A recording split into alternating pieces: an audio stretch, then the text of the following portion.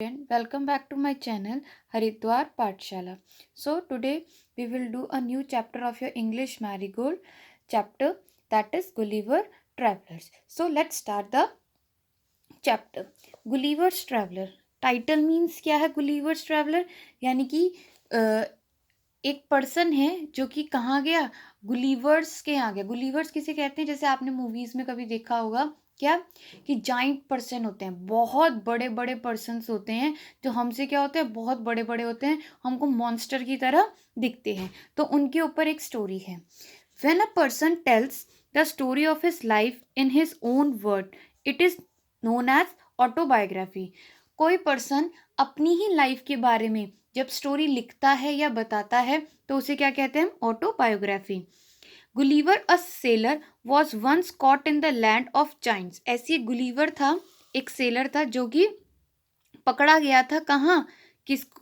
एक land of giant में, यानी कि उनके यहाँ पकड़ा गया था जो मॉन्स्टर की तरह दिखते हैं, बहुत बड़े बड़े दिखते हैं.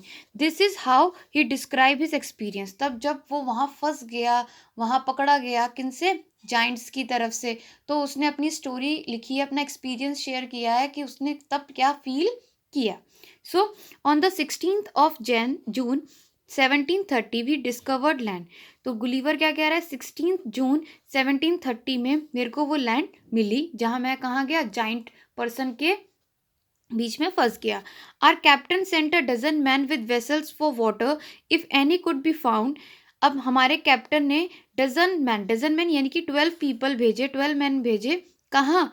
पानी ढूंढने के लिए कि अगर आसपास जाके देखो कहीं मिलता है क्या. When we came to land we saw no river or spring nor any inhabitant. जब हम उस लैंड पर गए तो हमने देखा ना ही वहाँ कोई रिवर है, ना ही कोई स्प्रिंग है, और ना ही कोई इनहेबिटेंट वहाँ के रहने वाले लोग.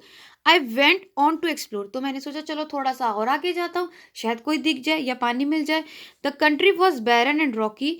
आई turn back to join the crew only to see them getting in to the boat and rowing for my life to get to the ship. अब मैं आगे चल के गया देखने के लिए, शायद कुछ मिल जाए, पानी मिल जाए. तो मैंने देखा कि जो कंट्री थी पूरी वो क्या थी? बैरन और रॉकी लैंड थी, यानी कि बिल्कुल बंजर जमीन थी जिसके आसपास कोई नहीं था. तो मैंने सोचा क्या कि वापस अपने क्रू मेंबर के पास जाता हूँ, उनसे मिलता हूँ. Only to see them getting in to the boat and rowing for life to get to the ship. और वो सब बोट पर बिल्कुल तैयार थे और वो चिल्ला रहे थे, किसको देख के? मेरे को देख के, जल्दी से शिप में बैठो. Before I could reach them I observe a huge creature walking after them in the sea as fast as he could. अब मेरे को समझ ही नहीं आया कि वो मेरे को देख के क्यों चिल्ला रहे कि जल्दी बैठो. मैं थोड़ा नज़दीक जाके देखता हूँ, क्या देखता हूँ कि उनके सामने एक बहुत बड़ा क्रिएचर है, ठीक है ना, जो उनके पीछे पीछे सी में चल रहा है, जैसे आप इस फिगर में देखो. ठीक है, ये बहुत बड़ा क्रिएचर है जिसके बारे में गुलिवर बता रहा है अपनी स्टोरी के through.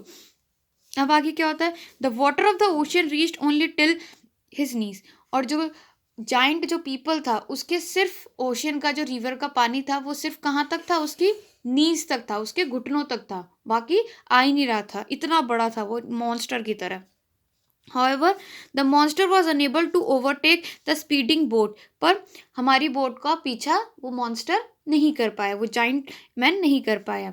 I turned back quickly and climbed up a steep hill with fields of barley on either side and the corn rising up to 40 feet. मेरे जो साथी थे वो तो बोट में बैठ के चले गए, पर मैं वहीं छूट गया, वहीं रह गया. तो मैंने अपनी जान बचाने के लिए, वहाँ एक फील्ड थी बार्ले की जहाँ पर कॉर्न एक तरफ उग रहे थे जो कि कितने ऊंचे थे? 40 फीट ऊंचे थे. मैं जो है उसकी झाड़ पर चढ़ गया अपनी जान बचाने के लिए. There was a fence to pass from one field to another. तो वहाँ एक फेंस लगी हुई थी, एक फील्ड से दूसरी फील्ड में जाने के लिए एक रास्ता सा बना हुआ था. ठीक है. Then I was impossible it was impossible for me to climb because every step was 6 feet high. अब उस फेंस को पार करना मेरे लिए मुश्किल हो रहा था. क्यों? क्योंकि हर फेंस जो थी 6 feet ऊंची थी, क्योंकि वहाँ के जो पीपल थे वो कैसे थे? बहुत जाइंट थे, बहुत ह्यूज थे, बहुत बड़े थे, ठीक है, एक मॉन्स्टर की तरह. तो उनके हिसाब से वो सारी फेंस या वो जो एरिया था उनके हिसाब से था. और जो गुलिवर था वो क्या था? छोटू सा, हमारे जैसा ह्यूमन बीइंग था, नॉर्मल हाइट वाला. I was trying to find a gap in the hedge when I discovered one of the inhabitant in the next field walking toward the fence. तो मैं कोशिश कर रहा था कि कहीं से कुछ रास्ता मिल जाए कि मैं अपनी जान बचा सकूं. तो मैंने देखा उस फेंस में उनका एक इनहेबिटेंट है. He was the same size as the creature chasing the boat. और वो क्या देखता है कि फेंस के अंदर जो मैन है वो बिल्कुल कैसा है, उस ह्यूज मैन की तरह, उस ह्यूज मॉन्स्टर की तरह है जो बोट का पीछा कर रहा था मेरे क्रू मेंबर की. I was struck with outmost fear and astonishment and ran to hide myself. उसको देखते ही मैं बहुत डर गया, घबरा गया और अपनी जान बचाने के लिए इधर उधर जगह देखने लगा. He called in a voice much louder than a trumpet. और जब वो मेरे को देख के बोला तो उसकी आवाज़ बिल्कुल कैसी थी, एक भोंपू से भी ज़्यादा तेज आवाज थी. It sounded like thunder. जब वो बोल रहा था ऐसा लग रहा था जैसे बिजली कड़क रही हो. 7 monster like him came toward the field ready to reap the corn. और जब वो दहाड़ा यानी कि जब वो चिल्लाया तो 7 उसके जैसे ही 7 और मॉन्स्टर फील्ड में आए. क्या?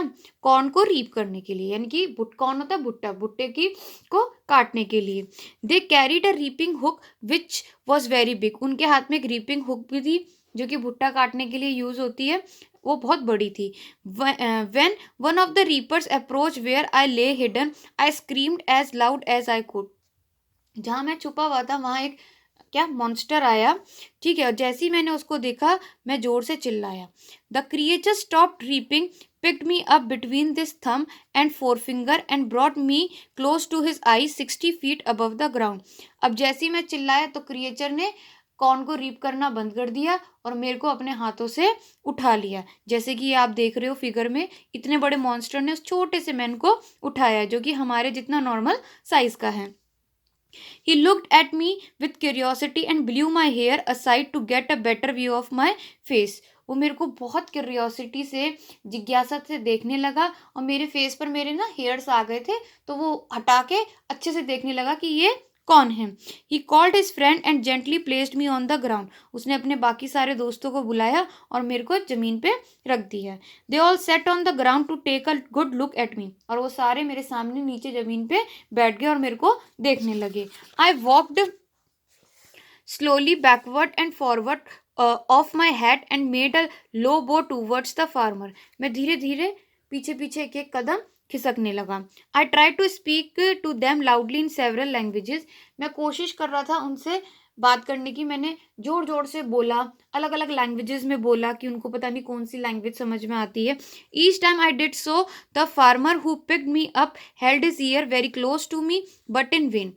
पर जब जब मैं बोलता अलग अलग लैंग्वेज में, जिस फार्मर ने मेरे को अपनी हाथ पे उठाया था वो मेरे आगे अपना कान रखता और ध्यान से सुनने की कोशिश करता. But the farmer took me to his house and placed me at some distance on the dining table which was 30 feet high from the floor. पर जब वो ध्यान से सुनता उसको कुछ समझ ही ना आता. क्यों? क्योंकि फार्मर था इतना बड़ा और वो जो मैन था वो क्या था, बहुत छोटा था. तो जो वॉइस थी वो ट्रैवल नहीं हो रही थी from small man to big man.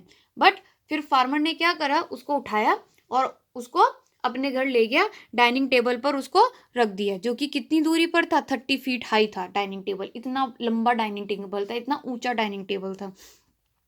Dinner was brought for the farmer in a dish which was 10 feet in diameter. उसके लिए डिनर लाया गया और डिश जो थी वो कम से कम 10 फीट जो थी डिश थी. डिश का जो सर्कल का जो डायमीटर था डिश का वो था 10 feet. The farmer wife crumbled some bread and placed it before me. Farmer की वाइफ ने कुछ ब्रेड के टुकड़े करे और प्लेट में डाल के उसे दिए. In the middle of the dinner I heard a noise behind me. Dinner खाते खाते मेरे को एक आवाज़ सुनाई दी मेरे पीछे से. It was purring of cat that was 10 times larger than an ox. वो कौन थी? एक बिल्ली थी छोटी सी, जो कि कितनी बड़ी थी? ऑक्स से भी 10 टाइम्स ज़्यादा बड़ी थी. ठीक है. The farmer wife was stroking him. और फार्मर की वाइफ उसको स्ट्रोक कर रही थी. स्ट्रोक मीन्स उसको जैसे हम प्यार करते हैं या अपने पेट्स को कहते हैं यहाँ से जाओ, इस तरीके से कर रही थी. Then entered the farmer 1 year old son in the arms of a lady. फिर इतनी देर में एक लेडी के आर्म में फार्मर का बेटा आता है जो कि कितने साल का था? 1 ईयर का. On seeing me the child grabbed me from the table and put my head in to his mouth. मेरे को देखते ही बच्चे ने मेरे को उठा लिया और मेरे हेड को अपने मुंह में डालने लगा, जैसे आप पिक्चर में देख सकते हो। I shouted so loudly that the baby drop me, मैं इतनी जोर से चिल्लाया कि बच्चे ने मेरे को नीचे रख दिया। I would have broken my neck if the mother had not held her apron under मी, मेरी तो क्या हो जाती, गर्दन ही टूट जाती अगर उस लेडी ने मेरे को एप्रन ना दिया होता। Later she put me on her own bed and covered me with a clean white handkerchief, फिर उस लेडी ने मेरे को अपना बेड दिया, उस पर मेरे को सुलाया और मेरे को ऊपर ओढ़ने के लिए क्या दिया, हैंकरचीफ, एक सुंदर सा साफ सा हैंकरचीफ यानी कि एक रुमाल दिया।